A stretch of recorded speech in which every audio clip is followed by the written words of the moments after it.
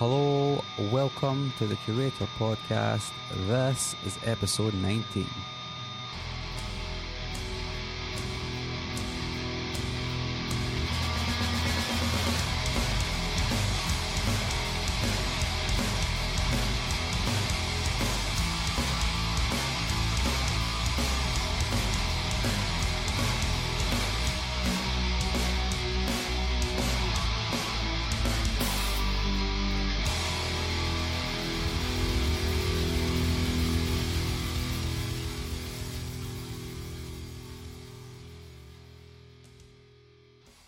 Hi, hello, welcome once again, dear listener, to the Curator Podcast. I am your host, Mark Fraser, and this is episode number 19.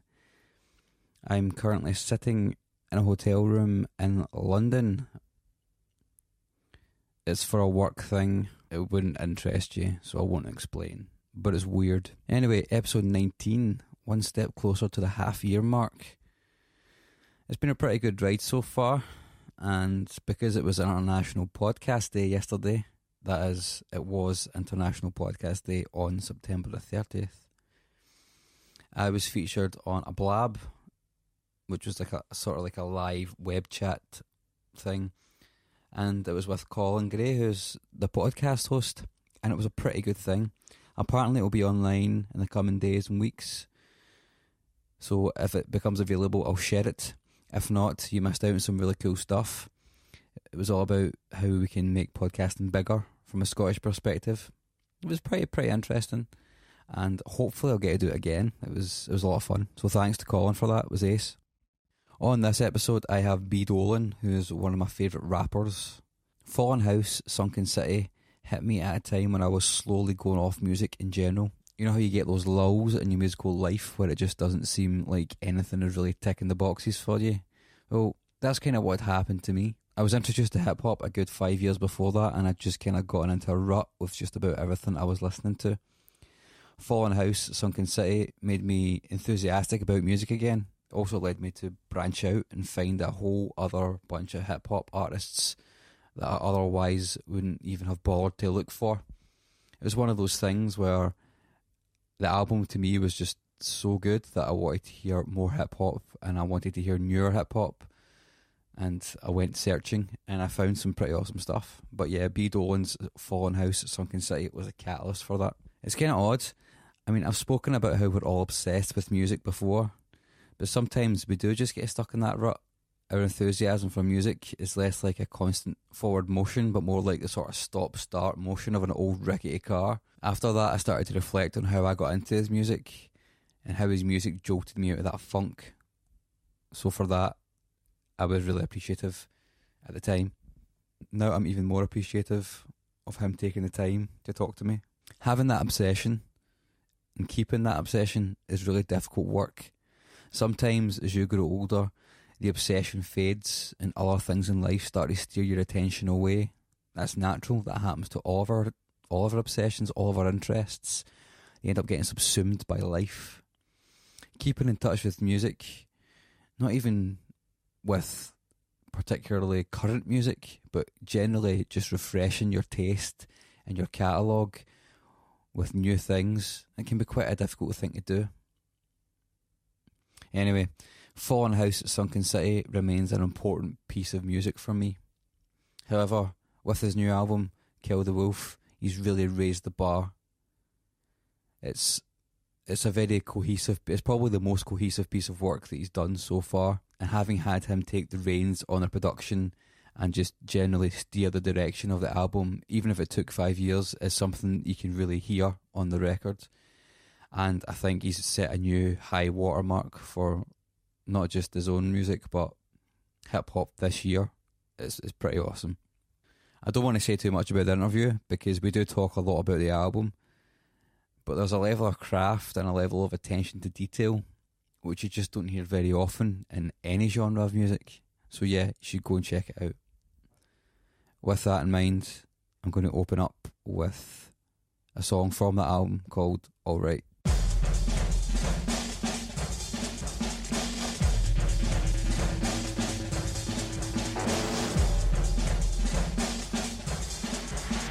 I'm only 33, but my mind is older. I've been around the globe with the crew of grown-ups. My team, guillotine, what the fuck did they show us? I feel bad for whoever go after. We show up like a bruise in the morning. Pass the bass horse, bring the air horns in. Nah, that's not funny. I was on a hard road, travel by the hungry. Rap without a barcode, get the bloody money. You was in my classroom, fuck it up, dummy. Get them hella hype, vanilla ice, I bet they might crown you the new couple of years ago. Strange fame remain and lame still feel the flow. Put it down and pick it up like a headache. Who's that scratching that scabs in the attic? Fuck your swag if you never got your ass kicked. We in the mix to fix that. What's happening? I'm not saying that I feel good, but I feel alright. I'm not saying that I feel good, but I feel alright. I'm not saying that I feel good, but I feel all. Saying that I feel good, but I feel all. Saying that I feel good, but I feel alright.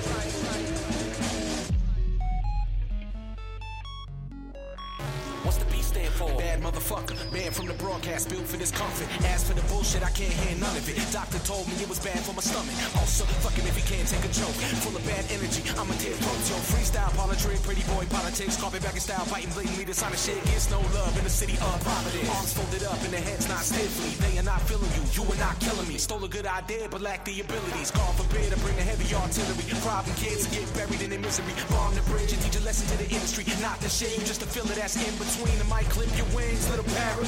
Might sing some things that bring sadness. Matter of fact, I might be your parent. My caliber's well established, cause your A side ain't half my B side. And I FaceTime request, you don't see mine till I say so. Need I remind? Your whole city is still my beehive. I'm not saying that I feel good, but I feel alright. I'm not saying that I feel good, but I feel alright. I'm not saying that I feel good, but I feel all. Saying that I feel good, but I feel all. Saying that I feel good, but I feel all right.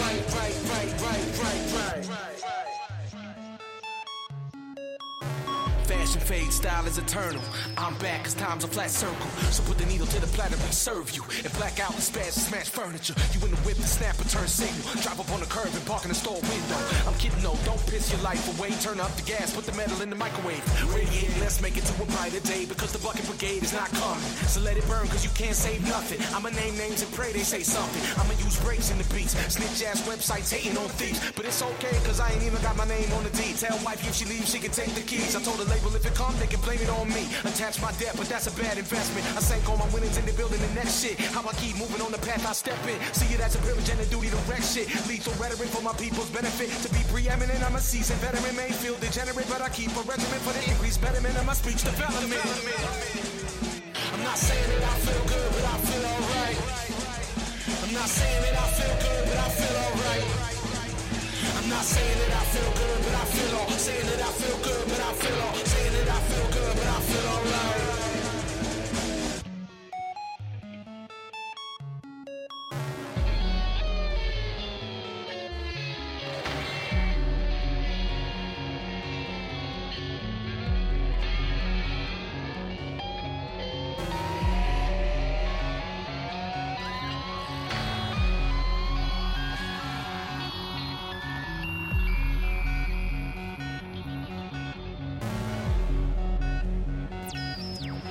When everywhere is war, what do you prepare for? Stockpile ammunition for police standoff. I learn to breathe underwater with your organs on the outside. Fit it up, jittery from the downtime. I don't want to do it all on my own. And I don't want to die looking at my phone. I'm on 6 kind of pills for 5 different ills. And I got a right film, but I ain't got drones. What I'm trained to do is use microphones. What they say to do is hide away at home. Who I wanted to be was an American poet. Get props in the cipher and record the moment. Then my whole city got buried and broken. So I sat right down in the rubble and wrote this. The field is dry, the wind is high. Fix your lips and let sparks fly. I'm not saying that I feel good, but it's fine. Got a beaten up copy of Catcher in the Rye. Keep it nearby if you ever doubt that. And if the world burns, I provide the soundtrack. Throw me to the walls and I'll come back. Leader of the pack.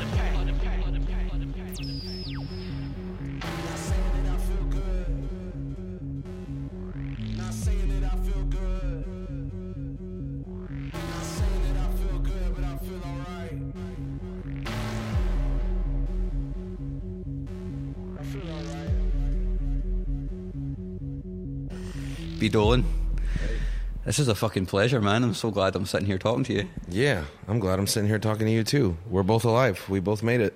I was talking to my friend earlier on about this, and he's like, B. Dolan seems like an awesome guy. And I was like, yeah, also seems like a scary guy. I have scary moments, but I contain them. I'm trying to contain them. I'm trying not to let the bear out of the cage. What happens when the bear gets out of the cage? I just get in fights in parking lots at the Westmoreland farm stand. Apparently, I almost had to like scream on this like 70-year-old man.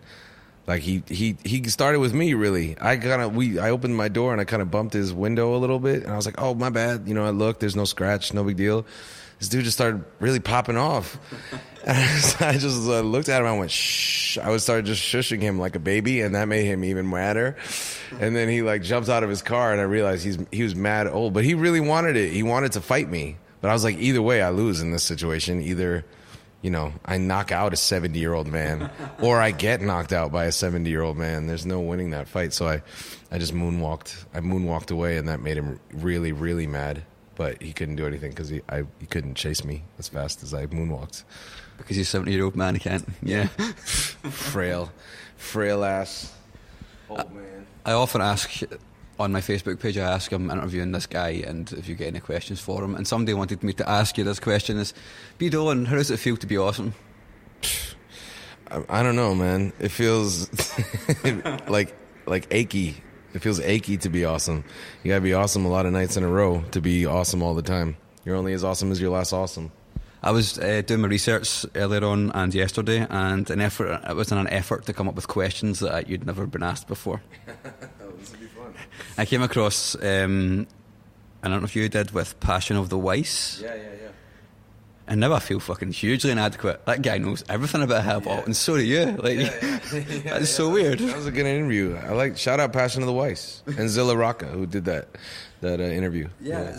And now, so I went to sit. So I sat down to do my questions. I was like, oh fuck, what am I going to do now?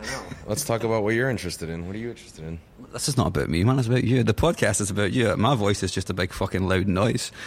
What do you like? What are you interested in? What do you like? I like beards. Beards? Yeah. Who cares about beards? It's fucking pubic hair that grows out of your face. Yeah, so the one thing that impressed me about that interview is that guy had an encyclopedic knowledge of hip-hop, and so do you. So where does that, when did you get so obsessed with hip-hop? I feel like I was obsessed from the second I heard hip-hop. And so I just devoured everything.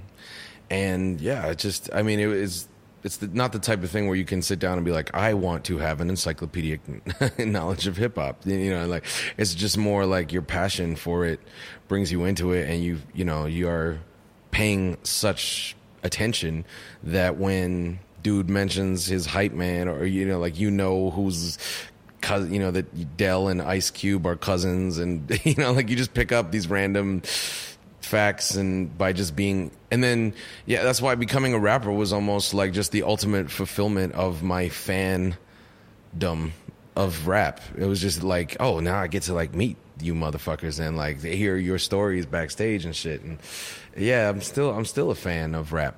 I hope I'm always a fan of rap. Do you still get starstruck when you meet people that you really fucking love? I don't get starstruck too often. I'm trying to remember the last time I got starstruck. I was in New York once, and I was in Times Square, and and Al Pacino walked in front of me, and he walked in front of me wearing a black leather jacket with sunglasses on at dusk, and when I saw him, he looked like fucking Al Pacino in a movie, and I was so shocked that I yelled, "That's Al Pacino!" I love fucking.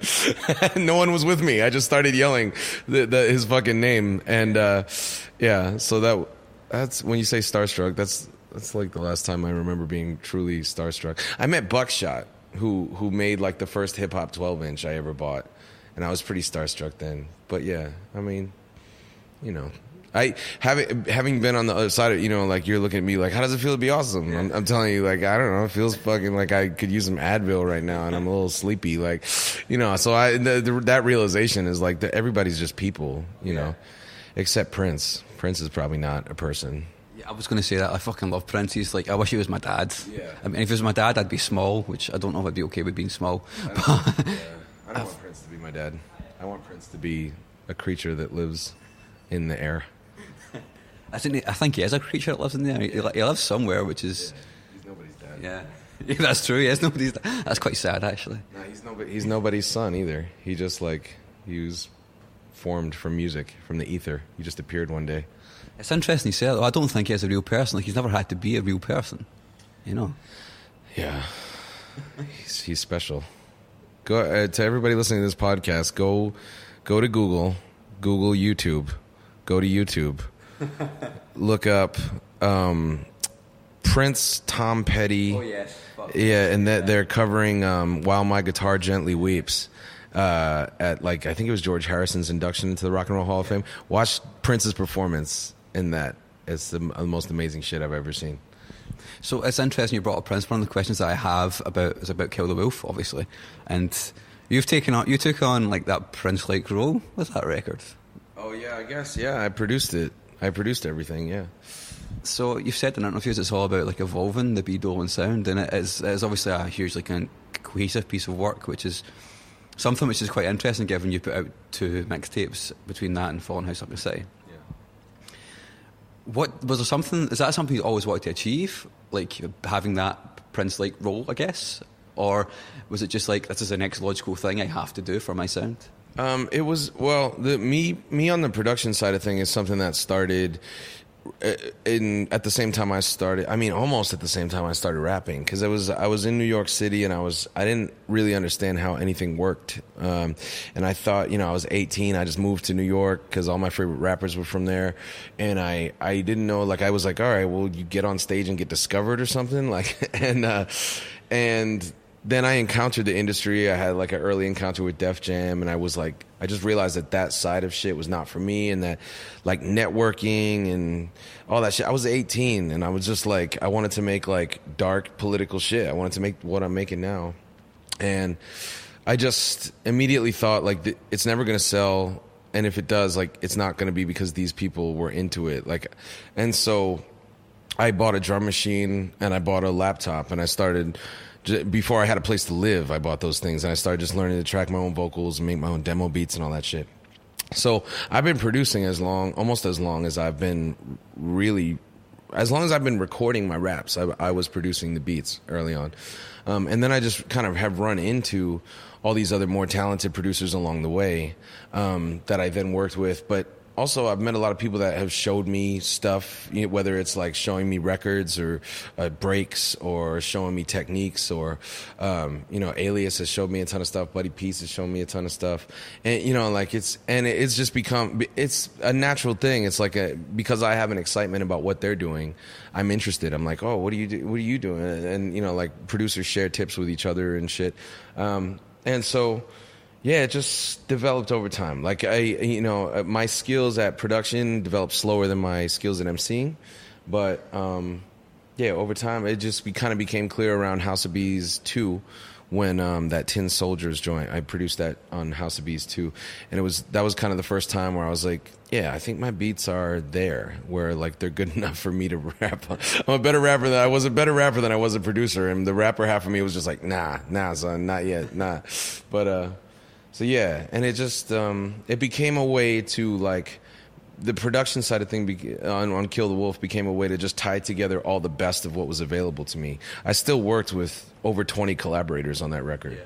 So to say I just produced it, like it wasn't on some Prince shit. It wasn't like I sat down and played every instrument. Like, it was more like I kind of curated the best of what my friends did, and then added what I could hear in my mind.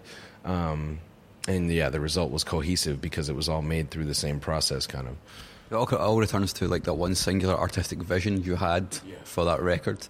Do you feel as though that then, and I don't want to harp on too much about the record because obviously you're more than just a fucking album, but do you think that's maybe the most complete that you've sounded like on record at this point? Yeah, I think so. I mean, I run into fans who have a preference of, one of the early, like, kids always come to the merch table and ask me, like, what's your favorite? And my general answer is, like, the most recent thing I've done is my favorite, because it's most representative of what's closest to where I am and what I want to, I still am really proud of every record we've released, which I'm glad I can say that. But, yeah, I mean, in terms of where I'm at now, that's the best representation, I think. In terms of what I'm going to put in and listen to, if I'm going to listen to one of my albums, I listen to the last thing I did until it starts to feel like, nah, this is old. Like, it starts to feel old to me because I've had more ideas, and I want to, that's sort of the seed of what starts me working on the next record. You're kind of in that place now, because it took 5 years to write it. You kind of feeling now, holy shit, I've had this for so long, and now I just want to move on to the next thing. But obviously you can't, because you're on this tour now. So. Yeah, it's interesting, but there's still a creative and it's even a songwriting process involved in making now the songs become live things. So Rats Get Fat, for example, is finished on the album, but when we went to do it live, I was just like, nah, this isn't gonna kill live enough. And so me and Buddy Peace have developed this remix of Rats Get Fat now that we do live, that incorporates like the Hip Hop Is Dead instrumental and the Slick Rick children's story instrumental. Like, so the song changes. It just, by being done live, it changes. You start dropping out words, you start saying different things in certain places, you start accentuating other parts because the crowd's reaction sort of tells you how to change it over time. So it changes and changes to the point where, like, I go listen to my old albums and I'm like, oh yeah, that's how that song sounded like 10 years ago, or 8 years ago, whatever. So there's still a part of songwriting going on in the live show and in developing and tightening up the live show. That is cool. It's fun to do that with these songs now. Speaking of songwriting and kind of generally being creative, I guess, do you, obviously with having your own setup and now, I guess, the studio and producing it and all that yourself, are you constantly writing songs at home? Like, is this like a thing that you're obsessed by doing, just making beats, making lyrics? Is that something you always do? Yeah, that's everything else I do is in service of that, really. Like, even the touring. Like, I like touring, I like performing, I like seeing fans, but the really real reality is that, like, all of this is in order for me to be able to continue doing this, and to the most fun I ever have is, like, those days when I've got nothing to do but make a song, But also, everything, I'd say that's about a third of what I do. The other third is, like, just strictly business, like emails, T-shirt designs, like, which is also creative. You know what I mean? Like, I do something like managing my Facebook and social media is probably the other third, which is not, like, I'm not in love with Facebook and Twitter, but like, it all, at the end of the day, I get to be me for a living, which is incredible. Like, compared to every other adult I know. You know what I mean? Like, you gotta get, like, it's an incredible blessing, man. I live in, like, this was my idea for myself when I was 12 years old. When I was 12 years old, I used to, like, lay in bed and, like, imagine being on stage. I used to, like, listen to music in headphones and imagine that I was on stage performing it. And now, I'm 34, 35 or something, and I'm living in the manifestation of a 12-year-old's idea, which is very strange to me sometimes. But it works. It was, like, a pretty good idea that 12-year-old had. Yeah. So I guess 12-year-old Jews inside is like, yes, I've fucking done it. I'm fucking here, man. High five, 12-year-old B. So I guess that kind of leads into another question I wanted to ask you is, you said for Kill the Wolf, in other interviews, you've said in Kill the Wolf you wanted to reinvent your sound. So is that constant evolution of your creative and songwriting process? Is that must be, like you just said about doing songs live, that must be a continual process of making yourself better as a creative human being? Is that right? Yep. Yeah. I'm forever just studying other music of all kinds. Like, the beauty of hip hop and digging for samples is that, like, I'm as much a student of jazz and like, world music, and I'm forever, like, just checking records for stuff. But then I've also just become fans of 70s psych rock from Greece, like, just weird shit where it's just like, oh wow, like, that's really weird what they did with that chorus, or like, oh, you hear what that kick sounds like, like, just forever studying and hearing other things and hearing what other people are doing and what I like about it, and what, it sparks ideas and yeah, just I think that if you listen to my catalog over the course of it, I've gotten better at song structure, at making songs. Especially like when I first was trying to rap, I was just when we first started rapping, man, we just were like cypher kids. So we would just rap for 300 bars. Just raps. And then like no one understood what the fuck a chorus was or what a 16-bar verse was or, you know, like a breakdown or any of that shit. So all that shit I've learned over time, you know, like on Kill the Wolf, I feel like it's got the best choruses I've ever had. You know, like that was really something I wanted to work on after Fallen House, Sunken City. Like those choruses work, but they work in like it's like a caveman way, you know, like they were, you know, like, bleed your customer, get yourself free, bleed your customer. Like that's the fucking chorus. I'm going to say this one sentence 8 times, I guess. Like, and it works because it's just an energy thing.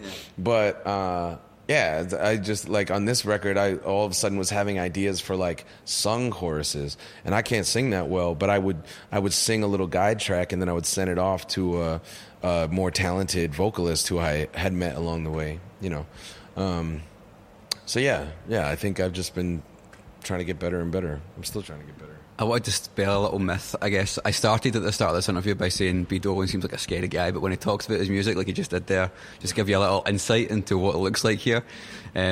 Fucking face just lights up, man. Like, looks so happy to be talking about like the shit that you love. Like that's, and you get, like you said, you get to be yourself for a living.